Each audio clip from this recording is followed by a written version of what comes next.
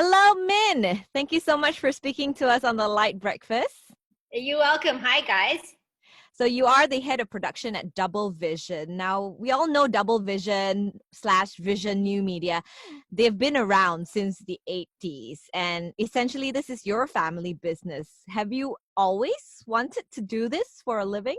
I think like any good Chinese child, you start out wanting to be a doctor, um, and then like doctor or engineer, and then I guess I saw my first Star Wars, and the rest is history. When was that? Star Wars? Your first Star Wars? My dad brought back a box set of a Laserdisc box set of the trilogy, and Wait, say that again. Laserdisc. Laserdisc. That's giving away my age. Your age.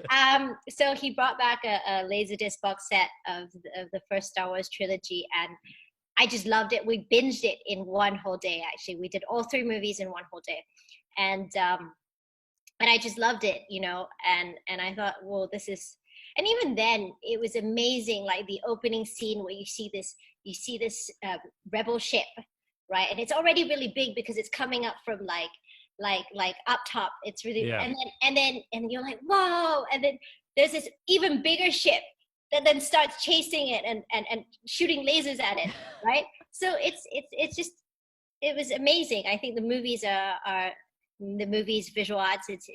It's always been amazing. Did you watch it from a different point of view though? I mean, most kids would say, "Wow, science fiction, so cool." But did you go, because you're a production kid, did you go, "I think they did it this way. I think they did it that way"? No, I think because at that time I was so young. Like I'd spend time on sets, on TV sets, and things like that. But I really didn't know how things were done.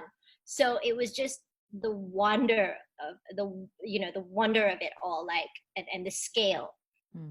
Of it all was just amazing, and the fact that it wasn't anything that was grounded in real life. It was fantasy, and they had to create all this, right? It's not like they could go out and shoot it, in a normal everyday life. So for me, that part was amazing. And so, I used to, for a long time, I used to buy original DVDs just so that I could get the special features, the behind the scenes, Right, yeah. So that I could learn how things were done and see all the interviews with the directors and stuff.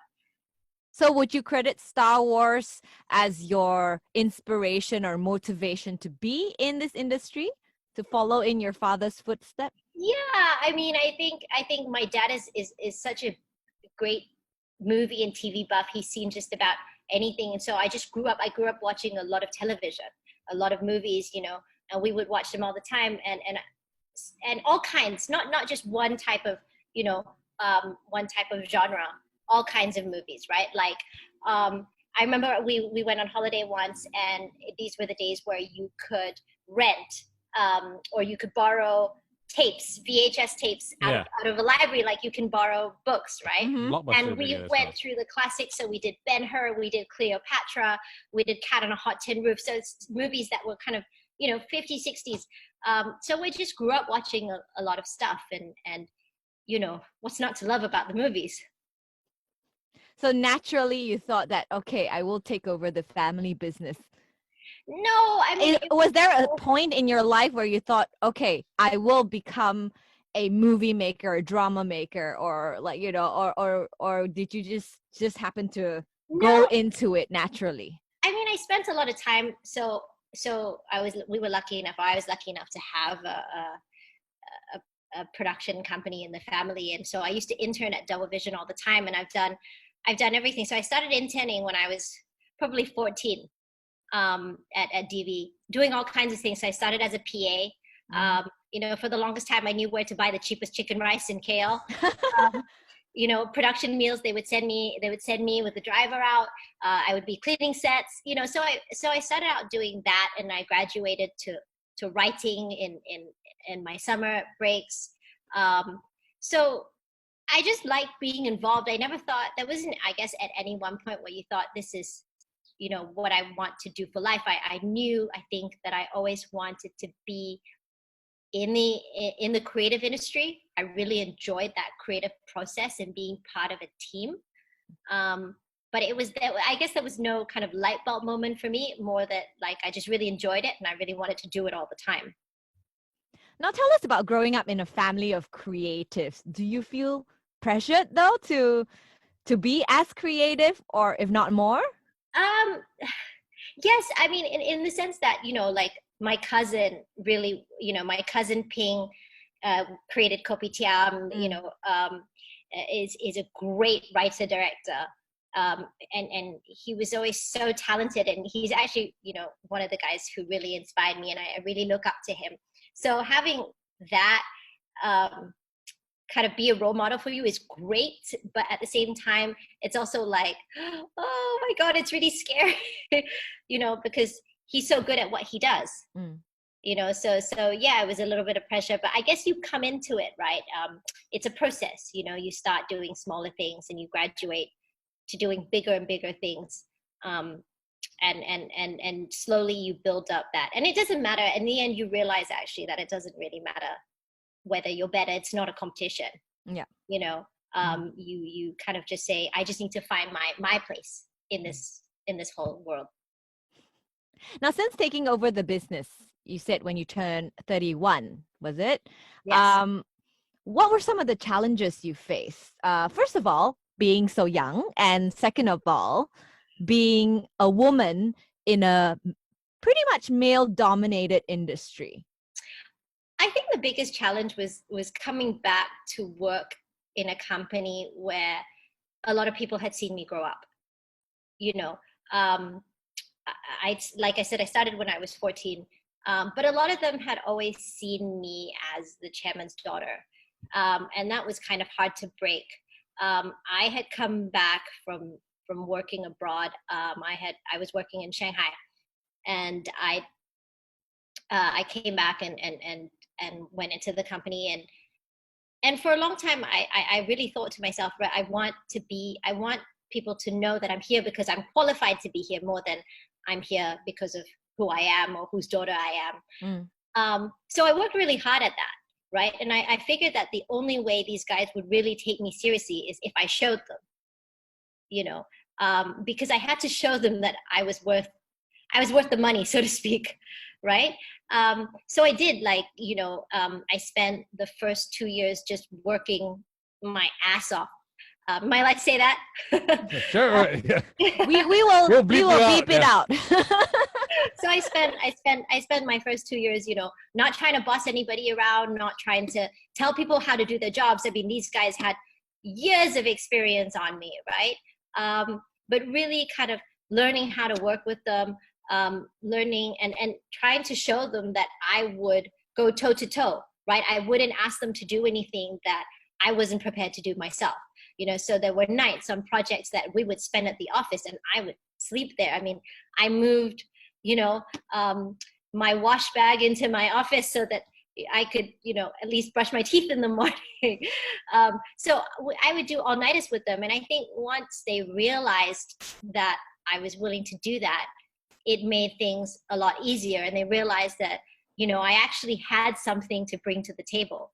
When I came in, I really started working on pushing the regional boundaries, doing, more than just local Malaysian production, doing work for people outside of the country, doing work with people outside of the country. And I think once those projects started flowing and I started to be able to bring those in, people thought, oh, well, she's all right. She can stay. Yeah. But did you have to face any challenge though, as a woman in a pretty much male-dominated industry? Actually, the industry has a lot more women than we think. Women, there are quite a lot of women producers, arguably better than the guys, but I'm not gonna that's going to be controversial. But I think a large part of it, I would say no, mostly because it's my belief that you just kind of have to prove yourself and do the best that you can. And also, I think I had a father who really, my mom was a great role model. She was a mother that worked, and she's very much an equal to my dad. But also at the same time, you had a dad and you had a guy in your life telling you that you can be as good as the boys.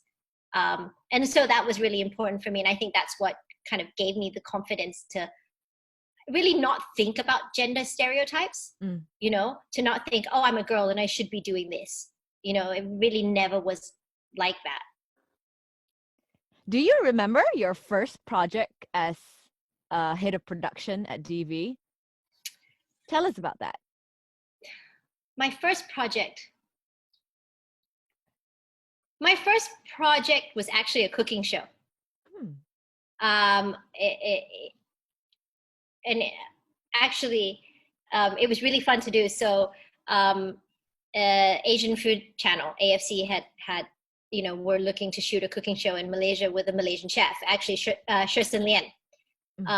So he had done a lot of, he had done a long-running season of a cooking show on television, on local television, but they really liked him as a personality, and they were looking for a production company to take his show on, and it was a cooking show with him and his mom called Family Kitchen. And so that was kind of my first, you know, and I went out there and I pitched for it, and that was the first kind of project that we did. It wasn't the first project that I created at DV, but it was the first project that we did, which was really fun.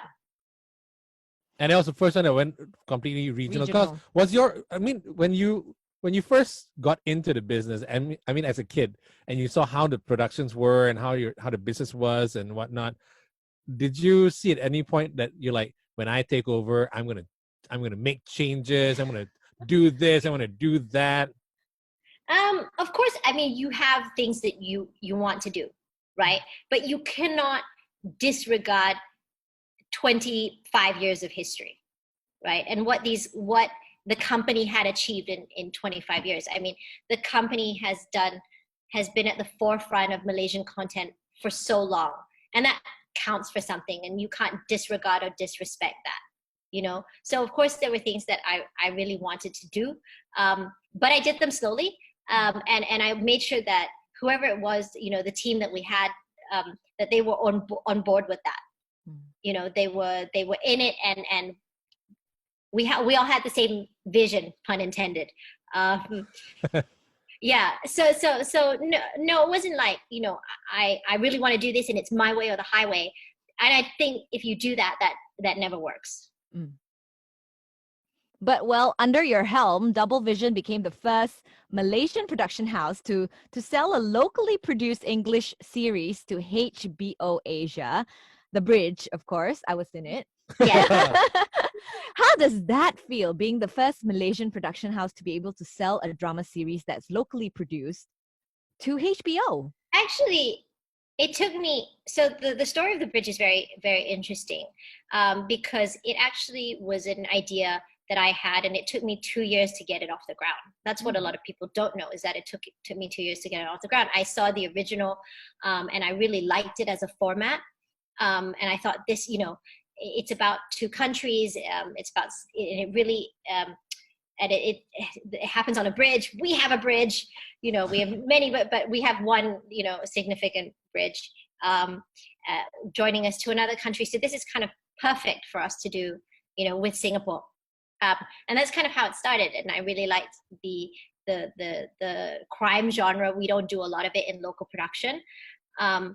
So, but no one would do it. And I think no one would take a chance on it. And it took me 2 years. And finally, you know, actually it was View who had said, you know what, we'll do it. And we'll do it for the budget that, because I believe that we needed a certain budget to do it at, right? To make it right. And they said, yeah, we'll do it for that. And we said, okay, if you do that, then what we can help you do is we can help you bring in other broadcasters to try and, you know, help co-finance it. And so we did. We went out there and got HBO Asia involved, and also, you know, we got a free-to-air to the table. So it really was a show, in terms of as a first for Malaysia. It was a show that I think went out in 27 or 28 territories simultaneously across the region. I think it's the first time that a Malaysian show has done that on its first broadcast. and then, now you can see it in China, you can see it in South Africa, you can see it in actually quite a lot of countries. I know Belle is smiling because she's really happy. I'm in China. Yeah, in China. Did they dub it in Mandarin? So they show it in original language, and they also Right. have Mandarin dub. Okay. And then it went on to win at the Asian Academy of Creative Awards. So it was Malaysia's entry as best drama and best adaptation of an existing format. We didn't win regionally, but it's really good to even be nominated. Yeah. And so I'm really chuffed about that. I mean, it's done so much better than I think any of us could have expected. But we really did put a lot of our lives and blood, sweat, tears into it. So I'm quite chuffed. How does Dad feel about it? I mean, like, when he sees what you've achieved, how does he feel about, my goodness, my daughter who used to be 14 years old, interning here, got us the best chicken rice. Now she's doing this. Cheapest. Yeah. Yeah. That's what they care about, cheapest. How does she feel about you doing this, achieving this? Chinese parents, right? No news is good news. You can do better. Yeah, it's like you got 99 on the exam. What happened to that one extra mark? I mean, I think he's happy. I guess I still have a job, so that's a good thing. He hasn't fired me yet. So I think he's really happy. I think what we want to keep doing is we want to keep pushing more, doing bigger and bigger shows. So if we can do that, then maybe I'll get a pay rise. Oh, wow. He is very supportive. I see him at every event of yours. He is. Yeah. He is incredibly supportive. Well, he only has one child, so it shouldn't be too difficult for him.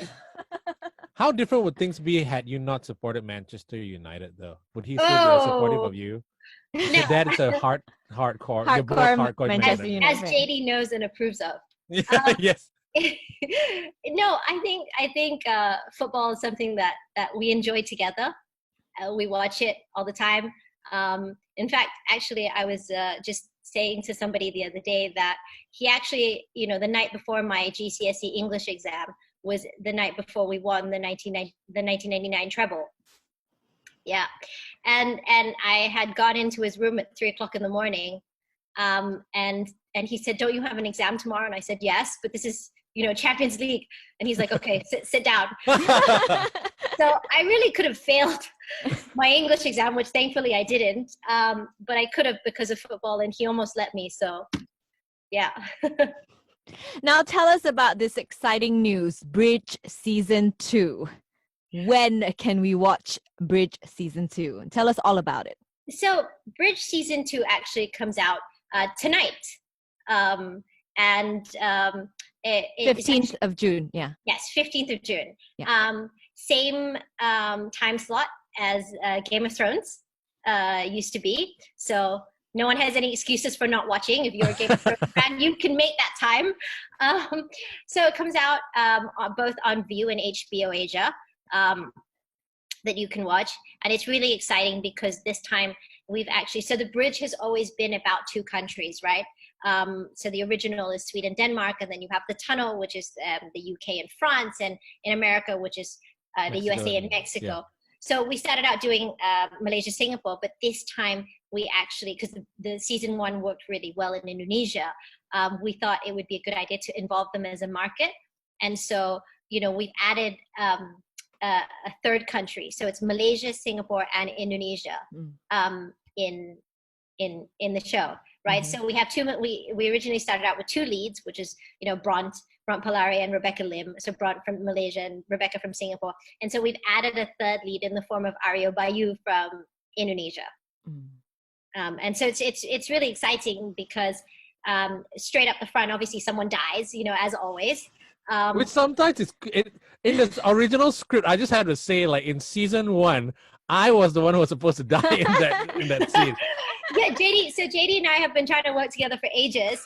But he always says that you put him in characters. Why do I always die, who man? die.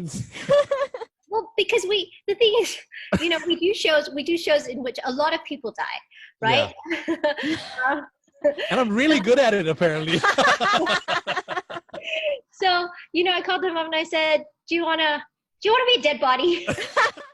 Because you talk so much on radio, right? It would be Yeah. quite novel if you had a role in which you said nothing because you were dead. Well, on Kopitiam, I said some stuff. Though. Yes, on Kopitiam, you did say some stuff. So, Right. and I didn't die. I didn't die. Yeah. He didn't die. Thankfully he's still alive. And there's a chance for you to come back? Hey, Ah. actually, season 3 of the. Are you guys planning for season 3? And can I not die in that one? I think we've got to see how season 2 goes. I would love to do. I think Chiran, who's the head writer, and I, and TJ, who is also executive producing, and directing. The three. It started with the three of us actually, and we would love to do a third season, of course. This show it's special. It's like our baby, and it's done so much. So of course, if we could, we would love to do a season 3. But let's see how season 2 goes, because it's bigger. It's a lot more. There are a lot more twists. We push the boundaries, a lot more. Mm-hmm. So we're hoping that if people enjoy it, then we get one. We get a season 3. We get to do it again.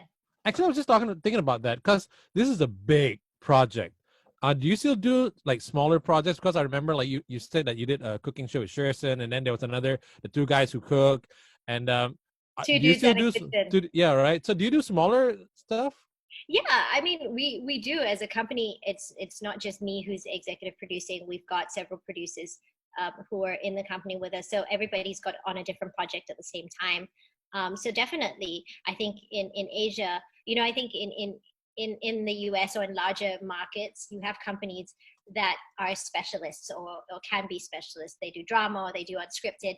I think in Asia, you have to do you have to do the gamut. You have to do all different types. And so we do them. I mean, I did a really little show that I'm actually very, very proud of. It's called I Am Woman. And it was actually a show that I wrote. And it's a show that profiles women who are in male-dominated jobs or professions, right? Mm-hmm. So we did that in Malaysia.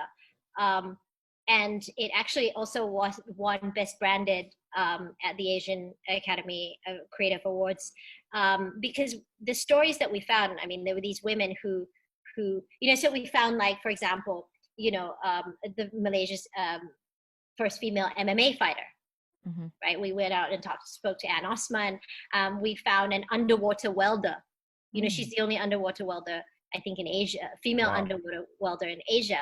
We found a master builder, we found shooters, we found women who were just breaking those gender stereotypes. And we went out there and did stories around them. And I think that was incredibly fulfilling. And it was a really small show. It was for digital, 15 minutes an episode, but it was incredibly fulfilling to make. So yes. But you're still, so there's Bridge, there's all the other small stuff. So you're in charge of, you oversee all of it. How do you do all that? Do all that and still watch football and Star Wars? Yes. Yeah. I think, it's tough. And it's a lot of people in Malaysia, especially, they're in this industry because they love it. If you wanted to earn big money, you probably make that money somewhere else, but you're in it because you love it. And by nature, creative people are curious people. So, you want to keep exploring, you want to keep doing different things. So that's kind of what keeps me going, I guess, is always wanting to do something new, or looking at being able to look at different projects. And of course, there are different levels of involvement. There are some projects which I'm really involved in, like The Bridge, or I'm Woman, which I wrote, and I really am involved. But there are also other projects where, I have really, really capable execs who do those projects themselves, and I just kind of get involved on a surface level, and I work with them. So that's kind of how I'm able to do it. But I guess I'm really lucky, and I'm really thankful. I'm really, it's such a millennial word. I keep saying to use the word blessed, but I really feel like that sometimes. It's hard to complain. Has this pandemic affected the production industry or your company in any way? Oh, completely. I mean, not being able to shoot is a big deal, right? And I think, you know, when they came out and they said that, you know, obviously the lockdown, none of us could shoot. And what is really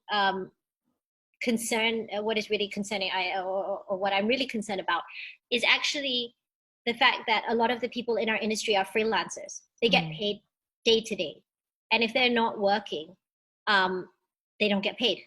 There is no salary. They're not even getting half salary, you know, as some companies are doing. They're not getting anything.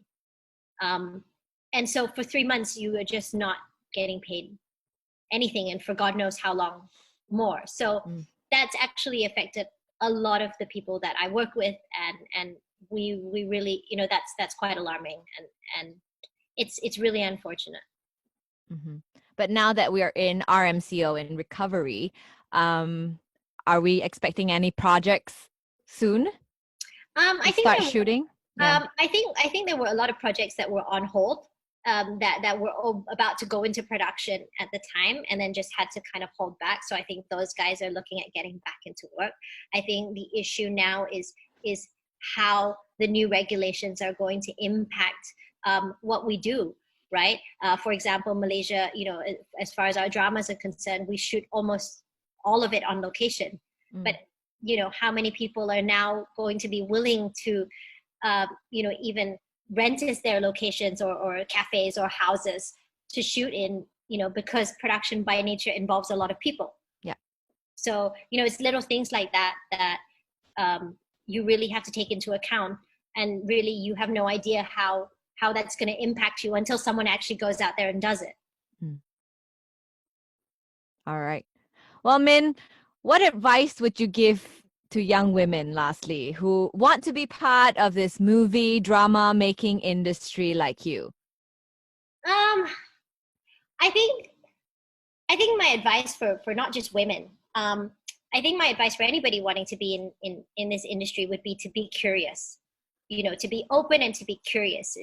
I think to be creative, you need to know the rules, and then you need to know how to break them. And by doing that, you kind of need to go out there and really look at life, right? A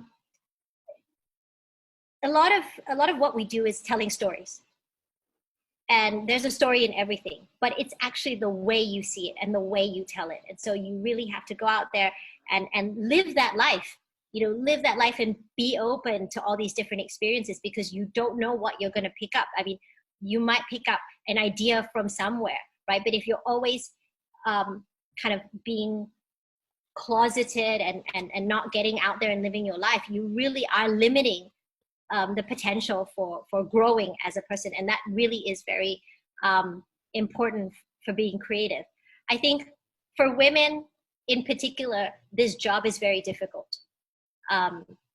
There's a, you know, because of the roles that you may want to assume in your life, wife, mother, you know, all these things where you have to dedicate time to. This job is so time consuming, right? And so if you really want it, sometimes you have to sacrifice that, but it can be done, right? You can be a wife, you can be a mother. I know many people. I mean, I'm not a mother, but I know many people who do it and do it well. But you just have to be that much more organized, and also know kind of, and hardworking, because you are going to have to work 10 times harder than the guy. So you got to be prepared for it. But if you are, it's really incredibly fulfilling, and it's one of the best things you can do.